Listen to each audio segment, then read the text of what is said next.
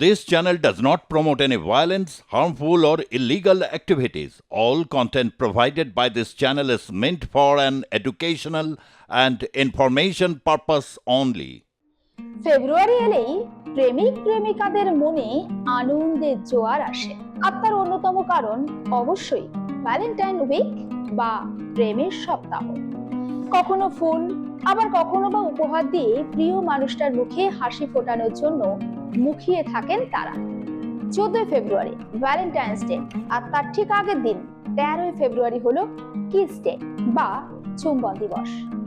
America সহ পশ্চিমী দেশগুলিতে রাস্তাঘাটে চুমু খাওয়াটা বিশেষ কোনো ব্যাপার নয়, কিন্তু ভারত তথা কলকাতায় এমন দৃশ্য দেখা গেলে তা মোটেও স্বাভাবিক নয়। এই ধরুন না, সম্প্রতি কালীঘাট মেট্রোতে এক যুগলকে চুম্বনরত অবস্থায় দেখা গিয়েছিল।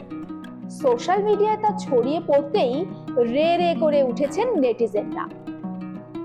তবে একাংশ বলেছিলেন সমালোচনার কিছু নেই, আসলে পাবলিক ডিসপ্লে অফ অ্যাফেকশন সব ক্ষেত্রে মোটেও অনুমোদন করে না আমাদের সমাজ। মা যখন ভালোবেসে তার সন্তানকে আদর করে চুমু খান, তাতে কিন্তু কেউ বিশেষ একটা আপত্তি করেন না, কিন্তু প্রাপ্তবয়স্ক লোকজন ভালোবাসার আদান প্রদান করতে এবং যখন ভালোবাসার আদান প্রদান করতে গিয়ে তারা চুমু খান, সেটা বাঁকা চোখেই দেখে বেশিরভাগ মানুষ। কোনটা উচিত, কোনটা অনুচিত, কেন এতটা তীব্র হয় চুম্বনের বাসনা যে রাস্তাঘাটে স্থান কাল পাত্র ভুলে একে অপরকে চুম্বন করছেন প্রেমী যুগল? কি বলছে বিজ্ঞান, মনস্তত্ত্বই বা কি বলছে? চলুন দেখা যাক।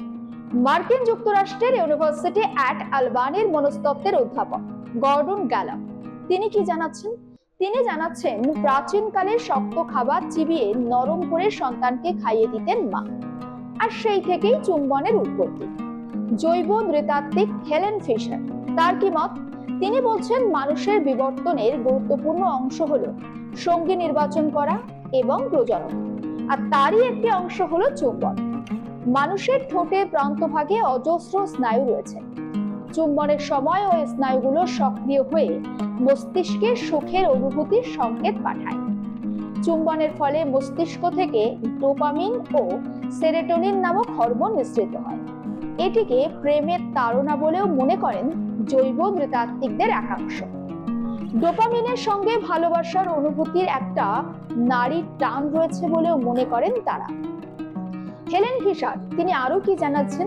তিনি জানাচ্ছেন, পুরুষের লালায় অধিক পরিমাণে টেস্টোস্টেরন থাকে, আর যা যৌন তাড়নাকে বাড়িয়ে তোলে। দোসর ডোপামিন ও সেরোটোনিন হরমোন, এবং সেই হরমোন যদি ওই হরমোনের সঙ্গে যুক্ত হয় তাহলে তাড়না আরো বাড়ে। শরীরবিদ্যায় অক্সিটোসিনকে কার্ডল হরমোন বলেও অভিহিত করা হয়। গবেষণায় উঠে এসেছে, অক্সিটোসিন শুধুমাত্র যে মানসিক ঘনিষ্ঠতার অনুভূতিকেই তীব্র করে তা নয়, স্ট্রেসের কারণে শরীরে তৈরি হওয়া কর্টিসল হরমোনের নিঃসরণও কমিয়ে দেয়। যদিও চুমুর এই মেকানিজমের কথা পার্ক কিংবা গাছের তলায় চুম্বনে লিপ্ত হওয়া প্রেমিক যুগল আদেও জানেন কিনা তা নিয়ে সন্দেহ রয়েছে। আমেরিকা, কানাডা সহ পাশ্চাত্য দেশগুলোতে স্নেহ, ভালোবাসা কিংবা রোমান্টিসিজম দেখাতে বা বোঝাতে প্রকাশ্যে চুম্বন করেন মানুষজন। ওইসব দেশগুলিতে যা সামাজিকভাবে স্বীকৃত। কিন্তু প্রশ্ন হচ্ছে, ভারতের মতো দেশে ছবিটা একেবারে বিপরীত। তবে ভারতের মতো রক্ষণশীল দেশে কেন এই প্রবণতা দেখা যাচ্ছে? এই কৌতূহলের পর্যালোচনায় বহু যুগলকে নিয়ে সমীক্ষা চালিয়েছে ইতিমধ্যেই কানসাস সহ অন্যান্য বিশ্ববিদ্যালয়। আর তার পিছনে যে সমস্ত কারণগুলো উঠে এসেছে তার মধ্যে অন্যতম হলো আলোচনার কেন্দ্রবিন্দুতে উঠে আসা জনসমক্ষে তারা ঠিক কতটা সাবলীল তা দেখানোর জন্য কিংবা অন্যান্য মানুষকে ঈর্ষান্বিত করার কারণেই রাস্তাঘাটে চুম্বনে লিপ্ত হচ্ছেন নতুন প্রজন্মের ছেলেমেয়েরা। মনস্তত্ত্বের অধ্যাপক গর্ডন গ্যালাপ তিনি আরো কি জানাচ্ছেন?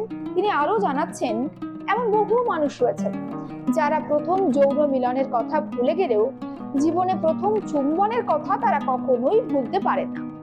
তাহলে সব মিলিয়ে প্রেমে থাকুন, ভালোবাসায় থাকুন, আর শুধুমাত্র ভ্যালেন্টাইন্স উইক নয়, যে কোনো সময় ভালোবাসার মানুষের পাশে থাকুন, কারণ পাশে থাকার প্রতিশ্রুতি দেওয়াটা সব সময় জরুরি নয়।